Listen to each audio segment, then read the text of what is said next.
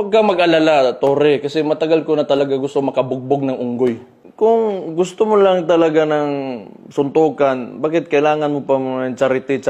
Why do you need kailangan mo pang gamitin yung nangyayari ngayon na baha dyan sa Metro Manila? If you're really serious about this, kung gusto mo yung charity na yan, and you've laid some conditions, then let me lay my own conditions for the event. Kung serious ka talaga, ha? These are my conditions. Pakiusapan mo yung amo mo na presidente and let it come out of his mouth that all elected officials should undergo a hair follicle drug test. Papalagan ko yung charity mo na yan.